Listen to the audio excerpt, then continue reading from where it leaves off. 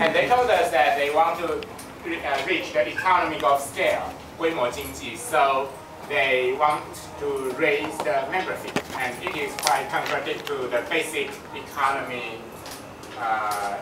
economics lesson. So when we reach to the economy of scale, then we may be able to cost down, right?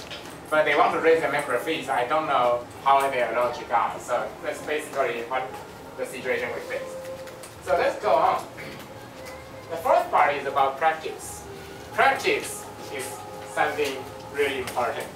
So from that, from the game we just played, that what I want to tell you is that when you are playing different roles, then you need to put yourself inside the role's shoes, and then convince the other guy that your words stand for the point. And when you are a professor, you say the professor's words. When you are students, you say the student's words. So this is how we're going on. How the game I want to let you understand. So here is practice. So practice is important. And the most important part is about the control of the pause. Pause, 暂停, pause. And before we go into the whole thing, let's see the video here first. It is Steve Wozniak, and Steve Wozniak is the co-founder of Apple Company, the co-founder with Steve Jobs. And this is his TED speech. And let's see how he did inside here.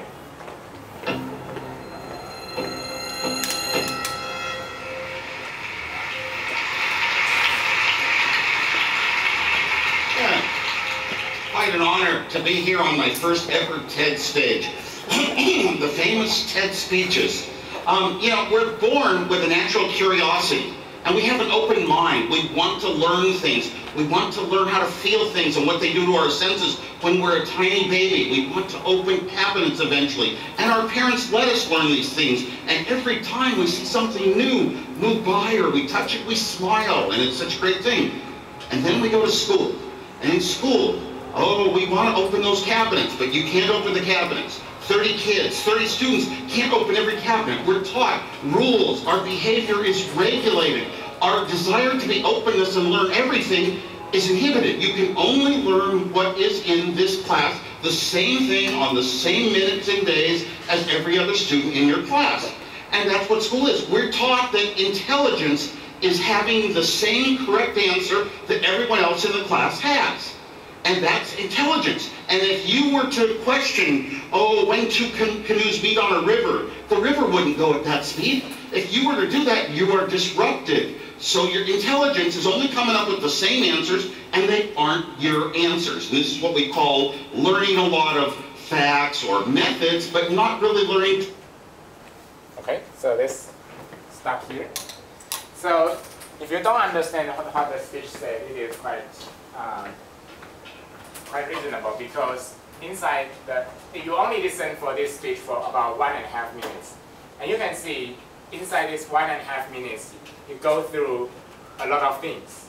You go through his start, and the school, and the cabinets, and the ship will go, the river speed, and how he defines intelligence, and so on.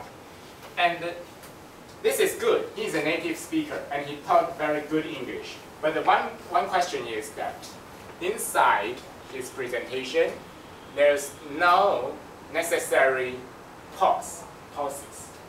Every sentence, between every sentence, he got a lot of pauses. But he didn't divide his content into bigger pauses. So if we can, so first, I will say about the river thing, and then I say about cabinet things, and about the intelligent thing. And if you add proper pauses between those words, then you will be able to understand that better. Just put it for a single second more, then the whole things will become better. So the basic idea of controlling your script and reading your script, when you are reading your script or writing this thing, make sure that one pause, one idea, no matter you are saying that or writing it, make sure that one pause, one idea. So here is the context. So this content is 有句古谚说雄辩是银，沉默是金，很多跟简报相关的书籍会告诉你 blah blah blah blah blah. And I can I believe that you will take more time to understand this, although it is quite short. It's only a short about 300 words, but you need to understand that for quite a long time. But if I add proper pauses between, then you will soon understand that, oh, there's a thing that 雄辩是银的沉默是金 and blah blah blah blah blah. You will see that it seems much easier to understand. And this is small pause. And if you add bigger pause between them, then you will understand them better. So this is why our BBS article or Facebook article is usually written in this form, and we put an enter between the sentence, and the reader will be much easier to understand. So this is the power of pause. So make sure that one pause, one idea. Here is another example. So this is something, this is in my C9 speech. This is the ending conclusion in my C9 speech. And when I'm reading this, I will keep them as one pause, one ideas form.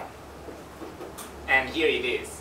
Here, we shall support you, and you will never be alone. And you will find your passion and inspiration if you never give up. Today, with this story and my experiences, I wish the same for you all. Just bear a beginner's mind, and one day, you will find the most wonderful journey in your life. So if I'm reading in this form and I give a pauses between the sentence, and I even ignore some of the, how to say this, I guess. So some of the commas and the 句点 between, and even divide one single sentences into another pauses, another pauses. Then the audience is actually easier to understand. So one pause, one idea. This is the most important thing for when you are reading your script. And another thing is body language. Body language matters because it actually got 70% of the message you convey to your audience. And body language doesn't mean gestures. It also includes the three things. First is eye contact, and the other one is body movement, and the third one is vocal variety. So these are three body languages. So this is the fourth one. We usually use the fourth one. It is called visual aids, but I won't mention visual aids today. The visual aids lecture is developed by 董哥展宇 Jennifer. Yeah. So so here are the three things. So when you are doing your presentation, the audience will watch your body languages. So how to do the body language? First is eye contact. Eye contact means interaction. So when I see you, you see me, and I know you know I'm looking at you. So this is a silent interaction with the audience. So how this silent interaction works? Because in a speech, it is actually one guy speaking on the stage, and the other guy kept silence. But actually, all of us, all of our brain are storming. When you are listening to my words, you are understanding what I'm saying about. And you may have some opinions about this. But you cannot say that. If you keep saying that, oh, Bill, hey, I don't know what you are talking about, and then we will just like the class in the kindergarten. So at this moment, eye contact becomes very important because the speaker on the stage will be able to interact with the audience with their eyes. So if the audience seems like, then the speaker may know, oh, maybe I need to repeat it here right now. If the audience seems like this, then oh, you need to be faster here. So eye contact not only be able to show your personal confidence and professional, but also you can the speaker on the stage can adjust their speed or pace according to the audience interactions. This is most thing about eye contact. And body movement. Body movement including two things. First is your walking area, and the others is your gestures. And personally, I got my body movement is not that bad, not that good, but I have some ideas about this. So first, body movement including interactions with the audience. We are showing the size and quantity and the visual implications such as, hey, imagine this. There's a cube here. And the cube will have elephants inside. An elephant has a big nose. And when I'm doing this gesture, actually there's no elephant or cube here, but you will be able to imagine it. And the most important thing about body movement is no pointing and no waving.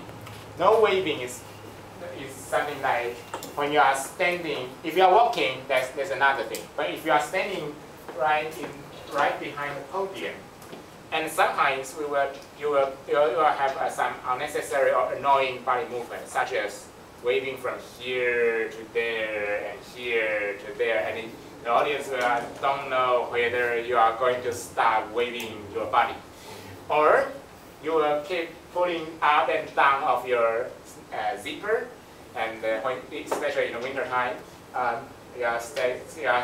one hand holding the microphone and the other hand taking up your zipper and taking down and taking up, or using your hair. No matter how boy or girls will do the same thing, but boys don't have much hair to do so. Yeah. So these are annoying body language. And sometimes we need to learn not to do so, but that's not easy. It is our nature, but that's not easy. So it is a very interesting idea that most nature interactions sometimes develop for the most unnatural practice. So I try to do so, but actually when we are getting nervous, we actually pointing our nose or the hair or even the zippers. This is the behavior when we are getting nervous. But try to reduce this. And also it's a vocal variety. Vocal variety contains 3 elements. They are speed, tone, and pace. And these 3 elements can develop into 4 main forms. They are mimicking, description, conclusion, or sharing. So here it is. Here is if I want to convey the same paragraph, just like I said, I showed you before, and I will divide them into 2 parts according to the content. First is the description part. I will use high and fast speed, and later is the conclusion part. And this conclusion part, I will show you my feeling. So the whole paragraph we are reading like this. Here we should support you, and you will never be alone. And you will find your passion and inspiration if you never give up. Today, with the story and my experiences, I wish the same for you all.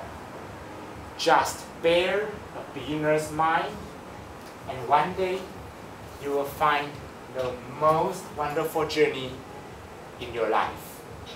So, in the real presentation, maybe the switch won't be so hard. But what I want to show you here is, this is the most important part of your speech. So at this moment, it is the ending conclusion. You want to convey your feeling. You want to make a conclusion. This moment, you will slow down your voice and lower your voice as the most important part. You will find the most wonderful thing in your life. And this is something that is only description on. So you can just quickly split it today with my story and my experience. I wish the same for you all, blah, blah, blah. So this is the control between the different vocal variety.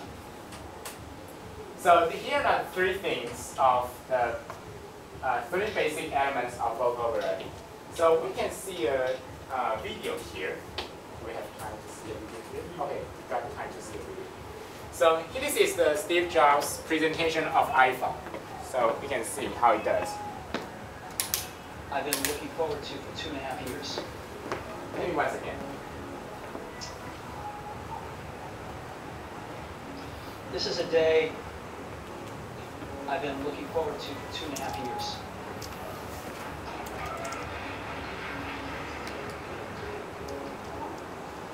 Every once in a while, a revolutionary product comes along that changes everything. And ignore the interaction between the fans. Well, first of all, you're answer. very fortunate if you get to work on just one of these in your career. Apple's been very fortunate. It's been able to introduce a few of these into the world. In 1984, we introduced the Macintosh. It didn't just change Apple, it changed the whole computer industry.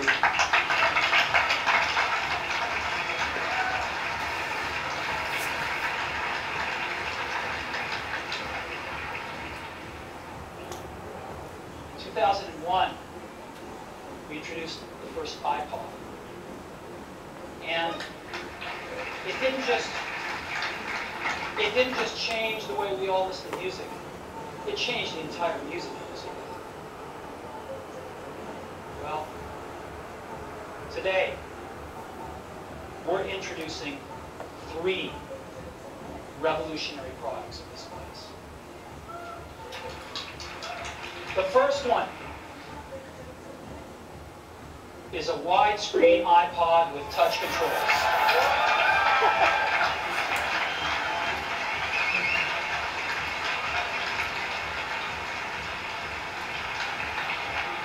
The second is a revolutionary mobile phone.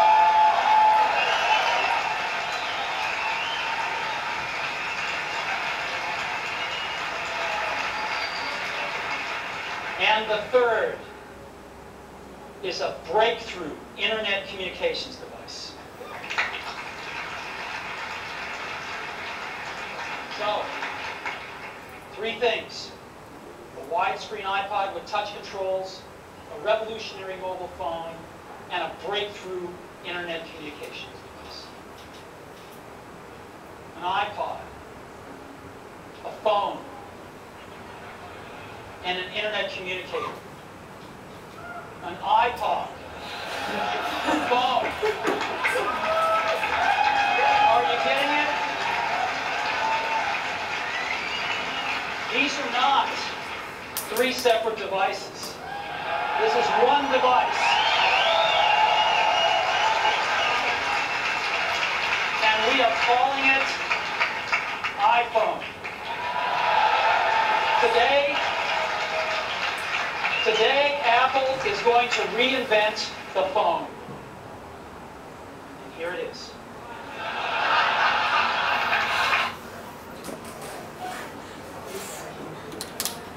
Today we are not going to share about the ideas of how is Visual Ace did. If you are interested in how it does design this Visual Ace, you can come to my blog or the fans page. They will introduce a lot about this. We are going to see is eye contact, body language, and vocal variety.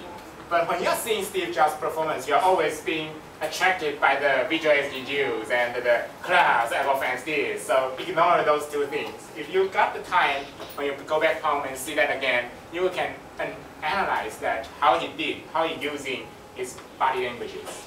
So first, you can see that Steve Jobs' eyes actually keeping eye contact and showing his confidence. So actually, he saw his audience, and sometimes he even don't see the audience, but it is a very hard way to do so. You actually see the floor and think that as if, hey, the thing I just said is not that important. The important thing is behind what I'm going to say. So when he is introducing the previous 2 products, it is actually not that important in today's presentation. It is just like a guest and making the audience, oh, it's good, oh, this one is better. The most important thing is behind them, is the iPhone, not Macintosh or iPod. So he used this one to raise the expectation of the audience. And also, you can see he using the gestures and moving on the stage. And sometimes his gestures is quite, can show his confidence. So it changed whole computer industry. And these gestures showing that he believes so. And it is not just like, it changed the whole computer industry. Do you know that? It is just like freak, not a great presenter. So it changed the whole computer industry. Sometimes when you are really have confidence in one thing, you will do the same gestures when you didn't notice that. So maybe next time when you are pretty confident of one thing and you can notice that what gesture you actually do, you may do the same thing too. And also, you can see his speed is actually quite slow. But compared to the previous one, the later part when he is introducing iPhone, it is much slower. An iPod, and waiting for the boys to turning around, a phone and turning around, and an internet communicator that is spinning again. And when he is trying to introduce the previous part, then the speed is much faster than the later part. So he slows down when he comes to the main part. So this is how we use about the body languages. And last thing I want to say is body language is only the spices of the speech. Garbage in, garbage out. If your content is quite bad, then no matter how your body language is, how good is your body language, then your content, your speech is still garbage too. So make sure that you've got great content, great stories, and then you add the body language that will make your speech more meaningful. And last is the most interesting part. Is stage interaction. How is stage interaction? The two things of stage interaction, actually I like this part most, is two things that matters. First is leading attention, and the other thing is keeping curiosity. Attention and curiosity. So here it goes. We got three things to do this. First is opening part, then the body part, and conclusion part. And opening part, what you need to do is catching attention. How do we catch the audience attention? First, we can ask the audience a question or telling a story. So for example, when I come to my SGD today, I'm walking on the road, and I saw Ivan and Claire walking on the road with each other, and are heading for dining and discussing something, and their facial expression is quite serious. I don't know what it happened. And when you are sharing the story, then the audience attention will automatically raise up and see what you are talking about. And also, you can start with a question. So, what do you eat in this breakfast? Today's breakfast? Toast. You eat toast? Good. So this is the power of asking questions. And also, when you are doing the opening, don't be too humble. So something like that, actually I didn't prepare much for today's presentation, and what I'm saying is not absolutely right. And the audience will keep thinking, then why do I need to join your SGD or speech? So don't be too humble. You don't need to be aggressive that I'm going to say a very important thing. It is not necessary. But you also don't need to say that I'm going to say nothing important. So just say it. Don't be too humble. And the third is start when the audience are prepared. This is especially pretty important when you are having a conversation with a kindergarten guy. So if they are kindergarten and they are wong, and if you are just like saying something, then the kids won't notice you at all. So make sure that start when your audience are prepared. So first, the most important thing is catching the audience attention. And the body part, there's two parts. First is skills for the speakers. Speaker himself can do three things. First is tell a story, just like I said. And the second is mimicking. So when Ivan goes in front to a second student activity, he showed his face. Oh, as if he understands something important that he never heard before. And he use this mimicking skill, then the audience attention will automatically raise up. And also, you can use a drama playing. And he said, how can you do this? No, I have already told you before. This is important thing to do. Really? I don't believe you. And then they start fighting. So this is some kind of drama playing. Drama playing is good because then the speakers on the stage is limited to his own role. I'm Bill, and I can say what Bill can say. But if you use drama playing, you can actually behave like another person. And that gives you more room to convey things in a different perspective. If I say the same story as the Ivan and Claire story, they didn't hear today, so I can use that as an example. The only thing I can say is Ivan said blah blah blah, and Claire say blah blah blah, and Ivan say blah blah blah, and he say, and they say, and they eventually what? So this is a boring story. So inside your freshman cup, you will be able to have a lot of chances to have some example for your past experiences. And at this moment, you can choose as if you directly acting the situation out, or you are just only do some descriptions. And if you do some descriptions, the audience will feel that it is far away from them. And if you are just playing a drama, then the audience will feel, oh, it is close, and it is something really happened between us. So the most important thing is that the audience not only understand, but also get involved. And the skills for the audience is also important. This is what Toastmasters usually do. And first, asking questions, I just did. And second is asking audience on the stage. So could you please standing on the stage and introduce how did you eat in your breakfast? I didn't mean to. Yeah. So it is a good way to interact with your audience. And the third is forming group discussions. So let's discuss what did you eat in your breakfast? And you can form these group discussions. But you need to be pretty aware that if you form this group discussion and when they started discuss, then they might don't go back. So just like the variety session masters, that when they are letting you to do the happy talk part, and then he wants to end the whole discussion, he need to grab your attention a lot of times. So it is a good skill for the audience, but you need to notice about that. So Michael Sandel, it is the professor of what is the right thing to do, 正义场思辨之旅 professor. And why his class is so famous, one thing is important is because he asks students questions, and also he invite audience not on the stage but in the same position but debate with each other. It is partly because what he taught is able to doing in using these skills. But another thing is that it is a good way for the audience to get involved. And the final part is conclusion. So conclusion is call for action. So when the audience comes to hear, they need to have something to remember. So inside Steve Jobs' graduation commencement, he said, stay hungry, stay foolish.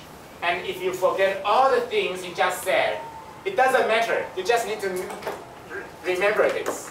So it is an ending conclusion. I'm not saying that you cannot add anything inside your story or your speech, but you need to use a very short words to let the audience understand that why they need to listen to your speech. So my core value of this speech is stay hungry, stay foolish. Or in Silent Q Toastmasters, we will say that to start, you don't have to be good. And to be good, you have to start. This is ending conclusion. And you will always remember this ending conclusion even if the time passes away.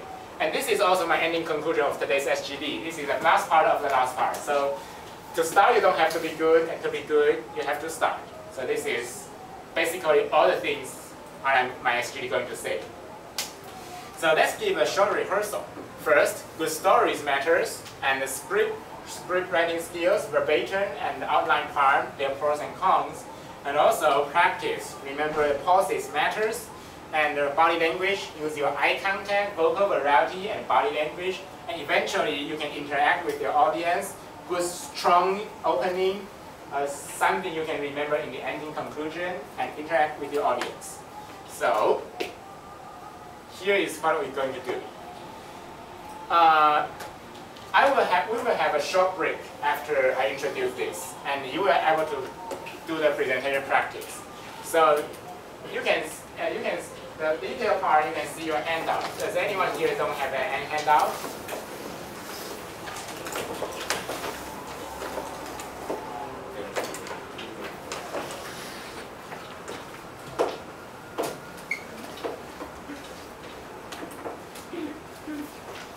So how we are going to do is like this. First, you will start from now, you will have 30 minutes to do the group discussion. And then we will have 3 10 minutes group presentation and rehearsal. And each group will have 3 people. And when you are doing group presentation, we'll have 3 times and presentation to me. And when the presentation starts, And this part, you send the first representative to me, and we change into another group. And then the later part is the second representative, and the third part is the third representative. So everybody inside your group will have a chance to doing the short presentation. And after the presentation, I will give you some of my suggestions, and you go back, revise your common script, and go back to me again after 10 minutes. Is that clear? If it is not that clear, you can see the handout. I write quite detail inside. And what are you going to do? You are going to introduce a movie. A movie, 3 of you have already seen, or at least familiar with it. And what you are going to do is, first, give a short introduction of the movie. Just don't say, Iron Man 3 is so good, I like that movie. It's so good, you know, it's good. It is not an introduction. You need to give at least a short hint. For example, oh, it got a lot of Iron Man's armor. This part is the most exciting part because the armor will fight with a lot of guys, something like that. Or personal comment. For example, I think that the movie is good, or I think the movie is bad. No matter what it is, you need to have a personal comment. Not just don't say that Iron Man is played by Tony Stark. By Robert Downey Jr. And Robert Downey Jr. is a male actor. I know that. I can search that in Wikipedia. I need you to have a personal comment. And third is recommendation. After your short speech, you need to give a recommend to that movie. You cannot choose a movie you hate. So Iron Man sucks. Don't see that.